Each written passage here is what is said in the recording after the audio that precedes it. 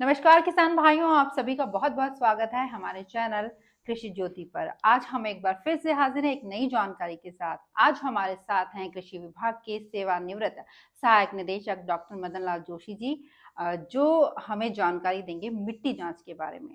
तो सर, सबसे पहले आपका बहुत बहुत स्वागत है हमारे इस प्रोग्राम में। नमस्कार। सर, हम ये जानना चाहेंगे कि खेती के लिए मिट्टी की जांच करना क्यों जरूरी है। खेती के लिए मिट्टी की जांच का इसलिए सबसे ज़रूरी है कि जो खेत में फसल उगाते हैं उनका जो खुराक है, उनका जो भोजन है, उसकी मात्रा को जानकारी के लिए उस मिट्टी का नमूना लेते हैं। चूँकि विगत 50 वर्षों से भूमि पर खेती फसलों की विभिन्न होती जा रही है और जो मिट्टी के अंदर के गुण है, मिट्टी के अंदर के तत्व है, वो धीरे धीरे उनका ह्रास होता जा रहा है।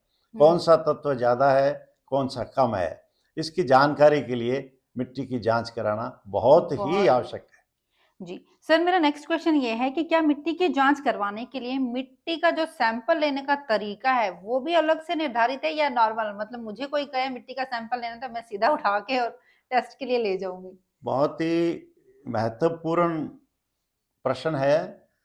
मिट्टी की जांच करने के लिए मिट्टी का नमूना लेना ही एक सबसे बड़ी विधा है। जी। आप उदाहरण के तौर पर अगर 1 बीघा खेत है आपका, तो उसमें मिट्टी के नमूने लेने के लिए आपको 5 जगह, 4 कोने और एक मध्य में स्थान निर्धारित करना पड़ेगा, जिसमें ऐसी जगह जहाँ पे कोई अवशेष नहीं पड़ा हो, पेड़ों के छिलके नहीं पड़े हो, साइड के किनारे पर कोई खाद के कट्टे नहीं रखे हों, समतल भूमि हो, उसके अंदर से मिट्टी का नमूना लेना है। क्या कुछ गहराई के अंदर से लेना है या ऊपर ऊपर से ले सकते हैं? मिट्टी का नमूना की विधि है बहुत सरल, पर करनी बहुत जरूरी है। अगर सरल विधि को भी नहीं करेंगे तो उस मिट्टी के गुण पूर्णतया नहीं आ पाएंगे।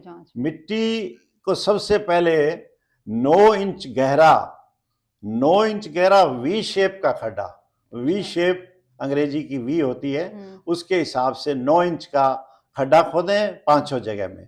और खड्डा खोदने के बाद में आपको, खड्डा तो आपने कस्सी से खोद दिया, मगर बाद में आपको लोहे की खुरपी उसमें प्रयोग नहीं करनी है, क्योंकि लोहे में आयरन होता है। अब आप 9 इंच के उस हिस्से में इस तरह की अपने लकड़ी की एक कोई भी साधन बना लें और उससे इस 9 इंच के खड्डे में खुरच खुरच के और मिट्टी निकाल के एक अपनी थैली में डालें।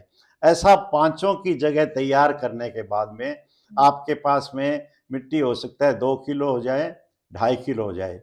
अब आप सैंपल की मात्रा है वो 500 ग्राम की है। अच्छा। अब 500 ग्राम करने के लिए आपको 2 या 2.5 किलो मिट्टी को एक अखबार पे बिछा लेना है और उसके बीच में लाइन खींचकर में 4 हिस्से हो जाएंगे। उसके 3 हिस्सों को हटा दीजिए, एक हिस्सा बचेगा।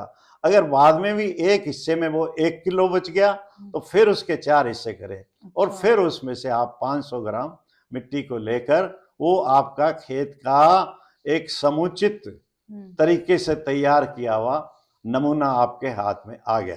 अच्छा, मतलब जो ये 5 जगहों की मिट्टी है उनको निकाल के फिर उनको मिक्स करके फिर इस तरह से फैला के इस और तरह कर हिस्से करने, 4 हिस्से। अब इस नमूने को पैक करना है। इस नमूने को पैक करने के लिए आपको एक पॉलीथीन की थैली ले लें, कपड़े की थैली ले लें। इस तरह की एक थैली में 500 ग्राम मिट्टी को डालें और उस थैली के अंदर आप जब तक अपने खेत का नाम, पता, विवरण आपका नहीं देंगे तो किसान भाई अपना नाम लिखें, अपने पिता का नाम लिखें, उस गांव का नाम लिखें, उस चक का नाम लिखें, उस तहसील का नाम लिखें। उदाहरण के तौर पे मैं सभी बताता जाऊंगा आपको। अगर आप मिर्जेवाली गांव के रहने वाले हैं तो मिर्जेवाली 3B चक, तहसील श्री गंगानगर और काश्तकार अमुक और पुत्र श्री, ये लिख के और उस मिट्टी के अंदर डाल दें। ये आपका एक नमूना एक खेत का हो गया। अब आपको अगर दूसरे खेत में जाना है तो फिर दूसरे खेत का फिर एक नमूना लीजिएगा। सर, मेरा नेक्स्ट क्वेश्चन ये है कि मिट्टी का जो सैंपल हम अगर तैयार कर देते हैं तो उसे प्रयोगशाला में कैसे भेजें, उसका तरीका क्या है? अब प्रयोगशाला में भेजने के लिए आपने जो मिट्टी पैक कर ली 500 ग्राम की, उसके अंदर आपने अपने विवरण सारा लिख दिया, वो आप यहाँ राजस्थान सरकार की सॉइल टेस्टिंग लैब, मिट्टी जांच प्रयोगशाला जो करनी मार्ग पर बनी हुई है श्री गंगानगर में, उस पर आप जाकर जमा कराएं व्यक्तिगत, और वहां से रसीद प्राप्त करें। एक नमूने का 5 रुपए की फीस मिट्टी जांच के लिए वहां से प्राप्त की जाती है और आपको रसीद दी जाएगी। अच्छा सर, ये मृदा कार्ड भी मैंने बहुत सुना है, तो ये मृदा कार्ड क्या है, किस तरह से इसका यूज किया जाता है और इसका क्या यूज है? अब मिट्टी का आप नमूना दिया है, कुछ समय लगेगा आपको, 2 दिन 4 दिन मिट्टी का वहाँ प्रोसेस होता है। वो वैज्ञानिक तरीका है प्रयोगशाला का, मिट्टी को गर्म करना है, मिट्टी को घुमाना है, मिट्टी के जो भी जितने तत्व है उनकी सारों की जानकारी लेते हैं। वो काम प्रयोगशाला के हमारे जो केमिस्ट है, वैज्ञानिक हैं, वो करेंगे। उसके बाद में मृदा स्वास्थ्य कार्ड, सॉइल हेल्थ कार्ड तैयार होगा, और वो सॉइल हेल्थ कार्ड आप अगर सही पता देंगे तो वो डाक से भी भेजा जा सकता है। मगर मैं ये राय दूंगा कि आप जब इतना बड़ा काम मिट्टी की जांच कराने का कर रहे हैं तो आप एक बार वहां जाएं और वो जो हमारा वैज्ञानिक वहां है उससे सॉइल हेल्थ कार्ड में क्या क्या चीजें लिखी है उसकी वो जानकारी प्राप्त करें, तब आपका मिट्टी के नमूने का लाभ होगा। तो ये सॉइल हेल्थ कार्ड है जब हम जो मिट्टी जमा करवा रहे हैं, टेस्ट के लिए दे रहे हैं, तभी मिल जाता है, या जब उसका रिजल्ट आ जाता है उसके बाद मिलता उसका है? परिणाम आने के बाद मिलेगा। अच्छा। अब मैं आपको अपने स्तर से मोटी बातें बता देता हूँ।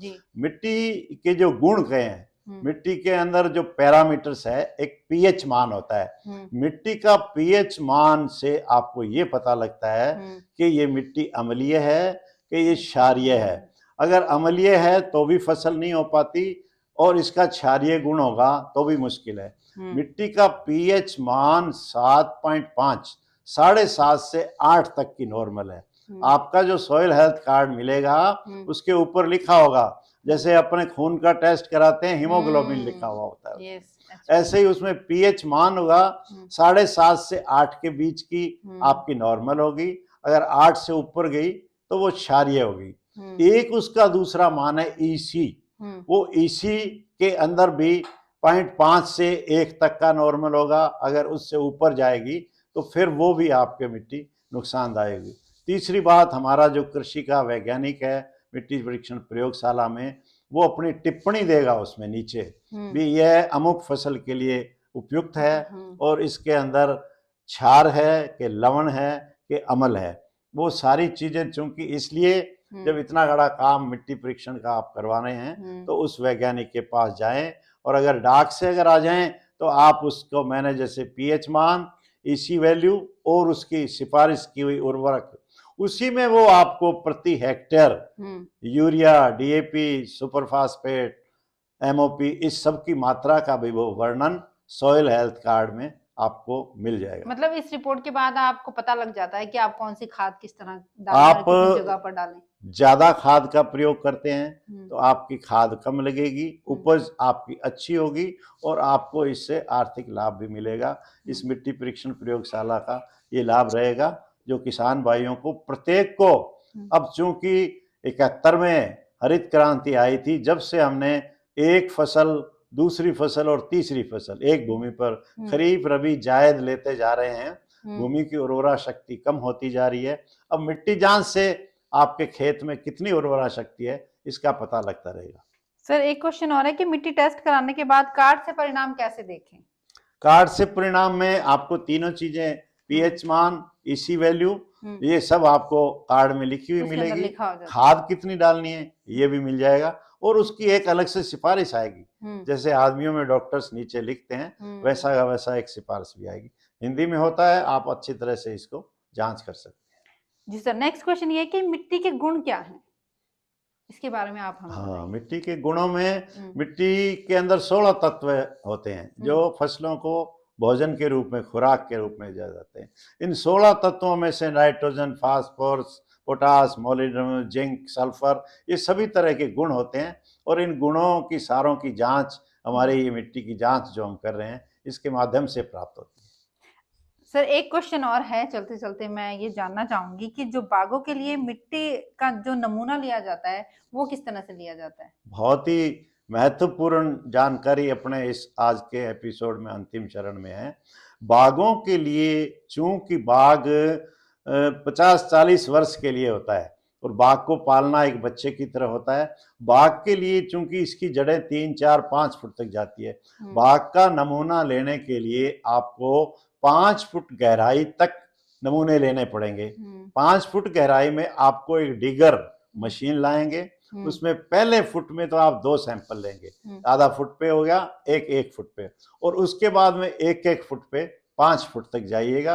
ये 6 या 7 नमूने होंगे और इनको उसी तरह से सैंपल पैक करके विभिन्न स्थानों से लेकर उसी तरह प्रयोगशाला में भेजें। वही 500 ग्राम, वही 500, हर एक नमूना, एक बाघ के लिए एक जगह से 6 नमूने। इसके लिए खास बात क्या है, कैल्शियम कार्बोनेट अगर जमीन में हुआ तो आपका 3-4 साल बाद में वो बाघ सारा का सारा पौधे मर जाएंगे। इसलिए कैल्शियम कार्बोनेट की जानकारी, जो कि एक तत्व है, उसकी जानकारी लेना अति आवश्यक है। बाघ चूंकि 50-40 साल तक का पौधा है, इसकी जड़ें गहरी जाती है, इसलिए इसकी 5 फुट तक के लिए 6 नमूने कम से कम लेकर प्रयोगशाला भिजवाने हैं। तो किसान भाइयों, आपको ये जानकारी कैसी लगी, हमें इसके बारे में आप कमेंट बॉक्स में जरूर कमेंट करें। और अगर आपके मन में इससे रिलेटेड कुछ भी क्वेश्चन हो तो आप कमेंट बॉक्स में कमेंट कर सकते हैं। और अगली बार नए एपिसोड में हम एक बार फिर से हाजिर होंगे एक नई जानकारी पानी की जांच को लेकर। तब तक के लिए धन्यवाद।